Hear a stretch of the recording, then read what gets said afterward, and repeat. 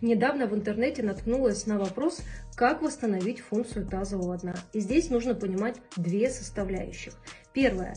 Тазовое дно или тазовая диафрагма всегда будет откликаться на верхнюю диафрагму, грудобрюшную. Диафрагма является мышцой, и от верхней диафрагмы, повторюсь, будет всегда под нее подстраиваться. Поэтому первое, нам нужно улучшить диафрагмальное дыхание.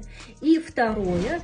Тазовое дно располагается в области таза, поэтому наш таз должен быть максимально мобильным. Это второе, что нам нужно улучшить. Функциональное тазовое дно, хорошая функциональность – это отсутствие боли при месячности, это хорошая возможность забеременеть, это нет проблем с половой, мочеполовой системой, это хорошая осанка и другие составляющие, поэтому улучшайте.